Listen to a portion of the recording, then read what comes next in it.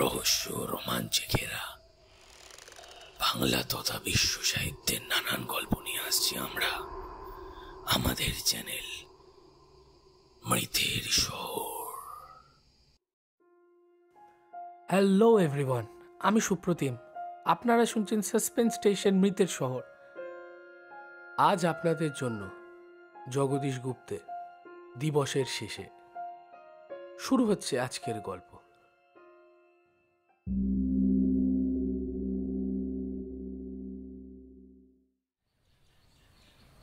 রথী নাপিতের বাড়িটার অবস্থান ক্ষেত্র বড় চমৎকার। বাড়ির পূবে নদী কামদা, পশ্চিমে বাগান, উত্তরে বেনুবন, দক্ষিণে যতদূর চোখ যায় পুরোটাই শস্যক্ষেত। সূর্যদেব দিগন্তরেখা স্পর্শ করতে না করতেই তার টকটকে হিঙ্গল আভা রথীর বাড়ির ওপর গিয়ে পড়ে। রথী ঠিক পাখির ডাকেই জেগে ওঠে। বিকেলের গোধূলি আভা গায়ে মেখে তারা বাসায় ফিরে আসতেই তাদের কলকাকলির সঙ্গে সঙ্গে সেই শান্তির সুরে সুর মিলিয়ে রথীর ঘরের তুলসীতলায় সন্ধ্যা প্রদীপ জ্বলে ওঠে। দক্ষিণের হাওয়ায় উত্তরের বাঁশ শিরশির করে, পশ্চিমে তার প্রতিধ্বনি জাগে। সে আওয়াজে ভরে ওঠে আশেপাশের শ্যামল প্রকৃতি। কিন্তু এত কাণ্ডের প্রতি রথীর দৃষ্টিপাত পড়ে না। তার চোখ কান এইসব দেখতে শুনতে শেখেনি। তার একমাত্র ধ্যান জ্ঞান বলতে তার অধিকারে থাকা চাষের জমিটুকু। রথী বস্তুতান্ত্রিক, একগুয়ে কৃপণ স্বভাবের না হলে রথীকে মন্দ লোক বলা যেত না। এবং তার বাড়ির পশ্চিমে যে বাগান, তার মালিক যাদব দাস আম কাঁঠালের হঠাৎ অন্তর্ধান সম্বন্ধে তাকে যে সন্দেহের চোখে দেখে, তা যদি অমূলক জ্ঞানে বিশ্বাস করা যায় তবে রথীর চরিত্রকে এক কথায় নিষ্কলঙ্কই বলা চলে। কিন্তু লোকে যাদব দাসের কথা বিশ্বাস করে। দুক্রোশ দূরের রামচন্দ্রপুর হাটে রথীকে গ্রামের অনেকেই আম কাঁঠালের সময় তা বিক্রি করতে দেখেছে। কিন্তু আশ্চর্য এই যে রথীকে এই বিষয়ে প্রশ্ন করলেও তারা ওর থেকে তেমন সন্তোষজনক কোনো উত্তর পায়নি। রথীর একটি মাত্র ছেলে, নাম পাঁচু, বয়স 5। রথীর স্ত্রী নারায়ণী পরপর তিনটি ছেলেকে প্রসব গৃহ থেকে নদীতে বিসর্জন দেবার পর শেষটায় পাঁচু গোপালের মাদুলি ধারণ করে। তারপর ওর পেটে আসে এই পাঁচু। তাই অসংখ্য মাদুলি, কবচ, তাবিজ ইত্যাদি আধিদৈবিক বর্ম পাঁচুর শরীরে সর্বদা লেগে থাকে তাকে যাবতীয় আশু অমঙ্গলের হাত থেকে রক্ষা করবার জন্য। কিন্তু এত করেও নারায়ণের মনে তিলমাত্র স্বস্তি নেই। বলা যায় না অমঙ্গলের সঙ্গে যুঝতে যুঝতে জাগ্রত মন্ত্র কখন ঘুমিয়ে পড়ে, দেবতার নির্মাল্য কখন কমজোর হয়ে পড়ে, তার কি কোনো স্থিরতা আছে? তাই পাঁচও চোখের আড়াল হলেই নারায়ণীর মনে হয় পাঁচু বুঝি আর নেই। এমনই সশঙ্ক তার সেই উৎকণ্ঠা। বহু আরাধনার ফল এই পাঁচু একদিন সকালবেলা ঘুম থেকে জেগে উঠে যে কথাটা বলে বসল, তা যেমন ভয়ঙ্কর তেমনি অবিশ্বাস্য। নারায়ণী তাকে হাত ধরে ক্ষেতের দিকে নিয়ে যাচ্ছিলেন। নিঃশব্দে পথ চলতে চলতে পাঁচু হঠাৎ মায়ের মুখের দিকে মুখ তুলে বলল, মা, আজ না আমায় কুমিরে নেবে। নারায়ণী চমকে উঠে বললেন, সে কি রে? হ্যাঁ মা, আজ না আমায় কুমিরে নেবে। কি করে জানলি? তা জানি না।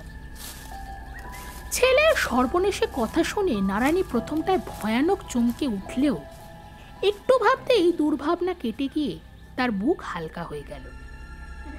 পাঁচু এরকম অসংলগ্ন অনেক কথাই আজ পর্যন্ত বলেছে। একদিন নাকি পাঁচু সন্ধেবেলায় একটা পেঁচাকে তাদের ঘরের চালে বসে অট্টহাসি করতে দেখেছিল। আর একদিন নাকি এক বিশাল কচ্ছপকে বাচ্চা সমেত তাদের উঠোনে দাঁড়িয়ে নাচতে দেখেছিল। এমন এসব অসম্ভব কথা পাঁচু নিত্য বলে থাকে।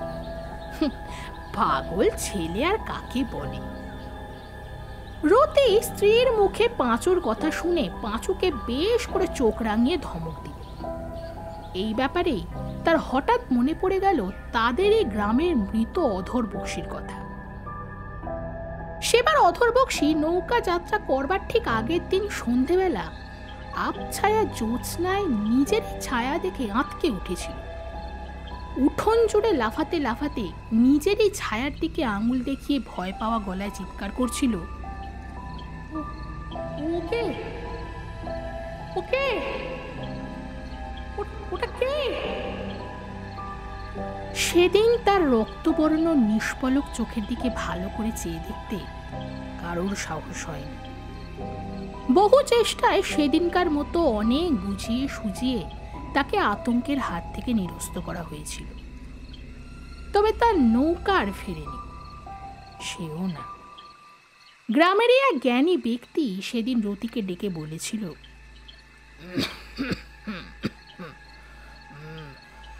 রতি, রকম ভালো নয়, এটা মৃত্যুর লক্ষণ।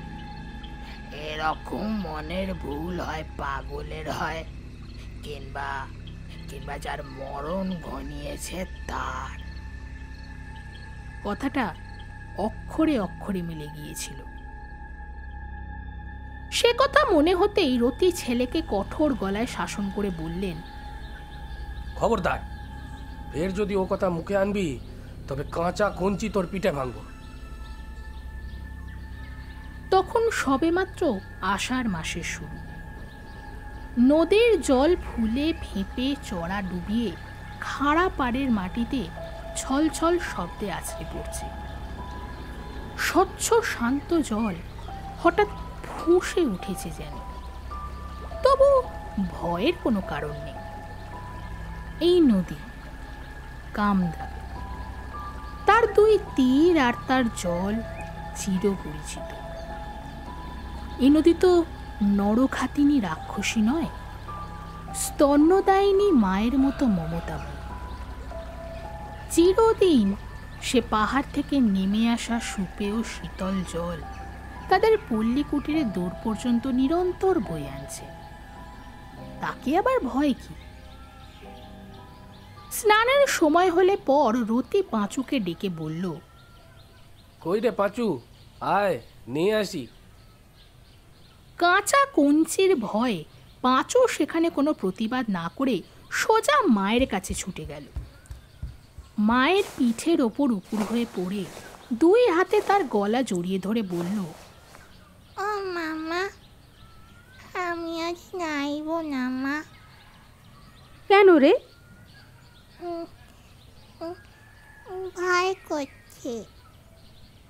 নারায়ণী ছেলেকে কোলে করে ঘরের বাইরে এসে বললে, শুনছো, পাঁচু নাইবে না আজ। রতি ভ্রুকুটি করে বলে উঠল, কেন, কি হয়েছে?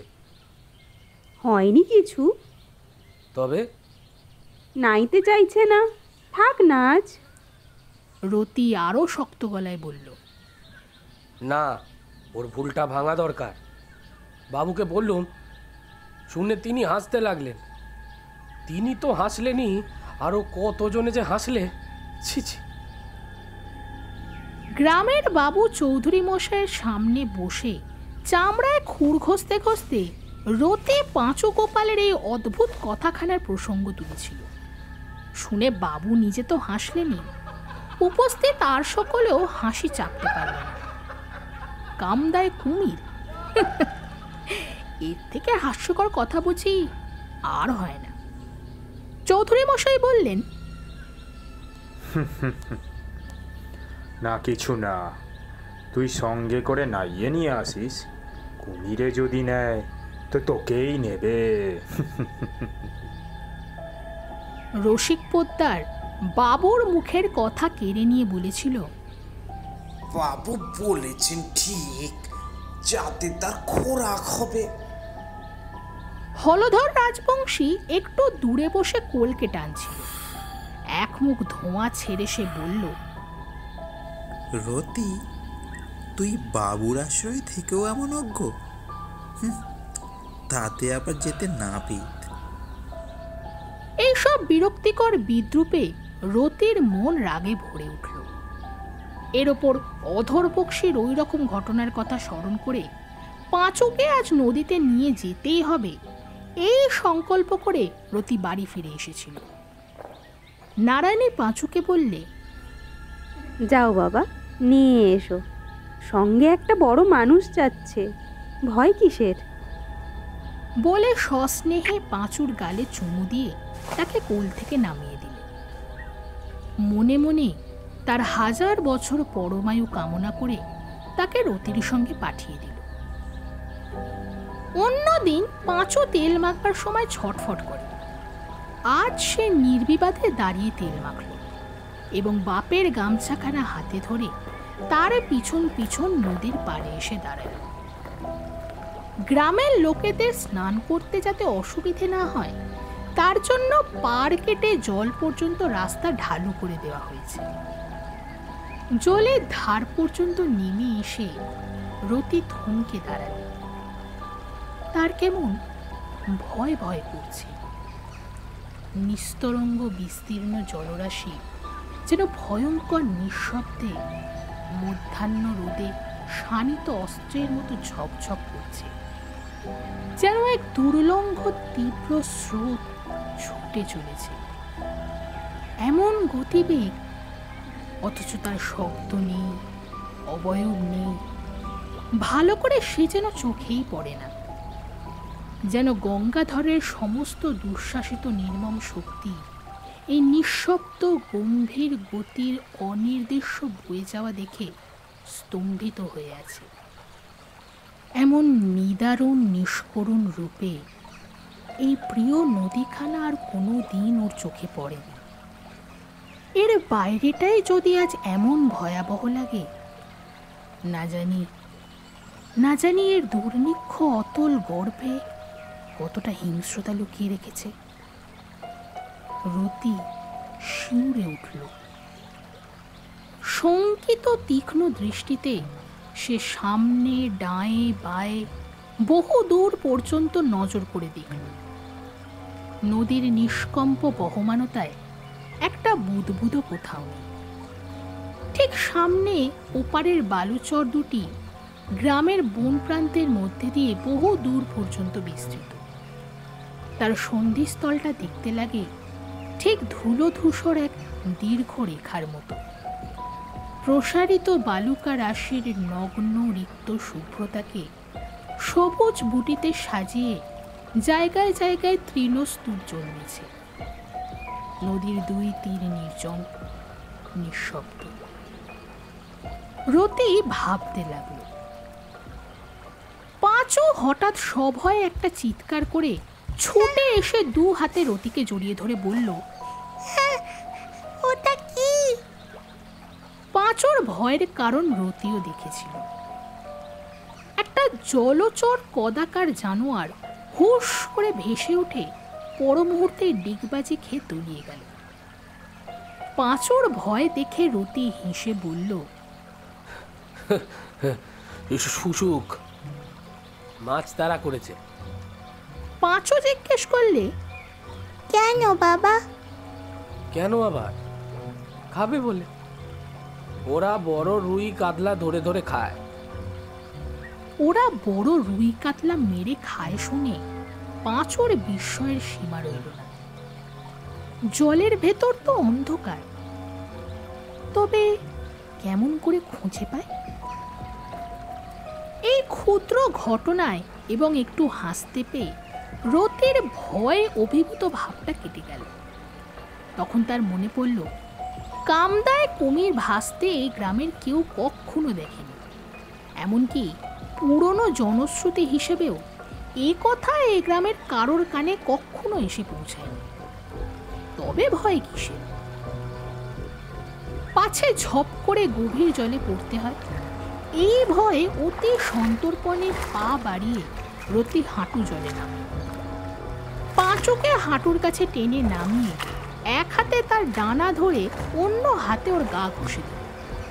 তারপর ও দুটো হাত শক্ত করে ধরে ডুব দেয়। তারপর ঘাটে এনে গা মাথা ভালো করে মুছিয়ে দিয়ে পাঁচুকে বাড়ি পাঠিয়ে দিল। স্নান সেরে ফিরে এসে রতি হাসতে হাসতে বলল, পাঁচু কই রে? রান্নাঘরের ভিতর থেকে পাঁচু ভারী গলায় বললে, খাচ্ছি বাবা। কেমন, কুমিরে নেয়নি তো? মায়ের মুখের দিকে তাকিয়ে পাঁচুও হাসতে হাসতে বলল, না। নারায়ণী উত্তর দিল, ছেলের আমার এতক্ষণে হাসি ফুটেছে। সেই দিন বিকেলে ঘুম ভেঙে নারায়ণী বারান্দায় আসতেই তাকে দেখে পাঁচুরে সমবয়সী অনেকগুলো ছেলে মেয়ে বিদ্যুৎ বেগে সেখান থেকে অদৃশ্য হয়ে গেল। তাদের এই অকস্মাৎ পলায়নের কারণ খুঁজতে গিয়ে যে ব্যাপারের ভগ্নাবশেষ নারায়ণীর চোখে পড়ল তার তুলনা বুঝি কোথাও নেই। নারায়ণী গালে হাত দিয়ে একেবারে থ বনে গেল। তারপর হাঁক পারল, পাঁচু। পাঁচুর সঙ্গীরা বোধহয় এক দৌড়ে বাড়ি গিয়ে উঠেছিল, কিন্তু পাঁচু তাদের দেখা দেখি ছুটতে আরম্ভ করলেও বাড়ির সীমানার বাইরেও যেতে পারেনি। মায়ের ডাক শুনে সে রান্নাঘরের আড়াল থেকে বের হয়ে অত্যন্ত জড়সড় ভাবে মায়ের সামনে এসে দাঁড়াল। ছেলের মূর্তি দেখে নারায়ণীর ব্রহ্মাণ্ড জ্বলে উঠল। ব্যাপার এই, নারায়ণী যখন ঘুমোচ্ছিল তখন পাঁচু আর ওর বন্ধুরা ঘরে রাখা ছোট্ট একটা পাকা কাঁঠাল চুরি করে ভেঙে খেয়েছে। কিন্তু কাঁঠাল ভেঙে খাবার সঠিক পদ্ধতি জানা না থাকায় পাঁচু সারা গা কাঁঠালের গাঢ় রসে পরিপূর্ণ করে ফেলেছে। তার উপর আনন্দের আবেগে উঠোনের ধুলোয় গড়াগড়িও দিয়েছে। কাজেই ছেলের এহেন দশা দেখে যে মায়ের ব্রহ্মতালু জ্বলে উঠবে না তা হতেই পারে না। অপরাধীদের মধ্যে পাঁচু একাই ধরা পড়ে মায়ের রুদ্র মূর্তির সামনে দাঁড়িয়ে কেঁদে ফেলল।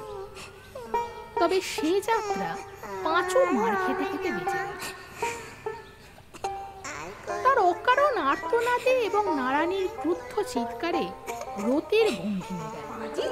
সে বাইরে এসে আড়মোড়া ভেঙে বলে,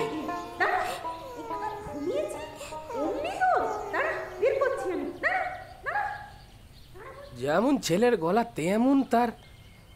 বলি হয়েছেটা কি? নারায়ণী উত্তর দিল, হয়েছে আমার শ্রাদ্ধ। চুরি করে কাঁঠাল খাওয়া হয়েছে। ছেলের বিদ্যে কত!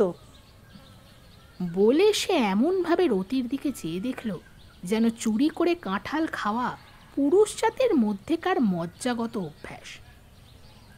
রতি ভ্রু কুঁচকে বলল, থামো, আর চেঁচিও না। আমি গিয়ে ধুয়ে আনছি, তাহলে তো হবে। বলে সে উঠোনে নেমে এল। পাঁচুর হাতে খেলার একটা ঘর ছিল। সেইটে হাতে করে অপরাধী পাঁচু চোখের জল ফেলতে ফেলতে বাপের আগে আগে নদীর দিকে চলল। রতি তাকে জলে নামিয়ে বেশ করে রোগড়ে গা পরিষ্কার করে আনল। পাড়ের ওপর খানিকটা দূর উঠে এসে পাঁচু হঠাৎ থেমে বলে উঠল, বাবা, আমার ঘর। দুজনে পিছনে ফিরে দেখল জলের ধারে ঘটখানা পড়ে রয়েছে। পাঁচু আকুল হয়ে বলল, নিয়ে আসি বাবা। রতি বলল, যা। পাঁচু হেঁট হয়ে ঘর তুলে নিয়ে ফিরে দাঁড়িয়েছে। এমন সময় তার পায়ের একদম কাছে জলের মধ্যে থেকে দুটো বড় বড় চোখ নিঃশব্দে ভেসে উঠল। বড় মুহূর্তে সে জায়গায় জলের মধ্যে একটা তীব্র আলোড়ন জেগে গেল। লেজটা একবার চমকতেই বিদ্যুৎ বেগে ঘুরে গেল এবং এবং চোখের পলক পড়তে না পড়তেই পাঁচু জলে পড়ে অদৃশ্য হয়ে গেল। ভয়ে অবশ হয়ে যাওয়া রতির স্তম্ভিত বিমূঢ় ভাবটা কাটতে বেশি সময় লাগলো না। ওর মুহুর্মুহু তীব্র আর্তনাদে দেখতে দেখতে লোকারণ্য।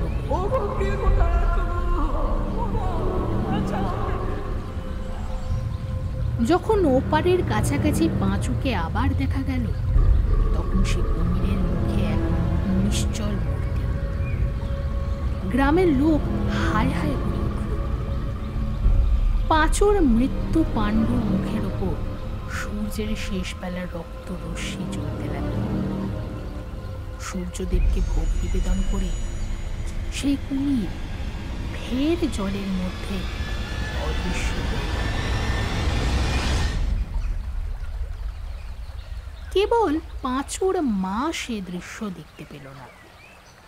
সে তখন এ খবর শুনে জ্ঞান হারিয়েছে।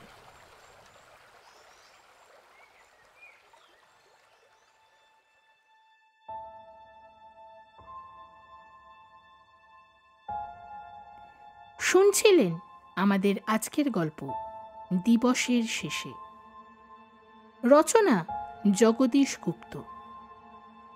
রতির ভূমিকায় সুপ্রতিম, নারায়ণীর ভূমিকায় দীপান্বিতা, চৌধুরী বাবুর ভূমিকায় সন্দীপ, হলদর রাজবংশীর ভূমিকায় সমীর, রসিক পোদ্দারের ভূমিকায় দেবজিৎ, গল্পের কথক অধর বক্সী, জনৈক ব্যক্তি ও পাঁচুর ভূমিকায় আমি শুভপ্রিয়া।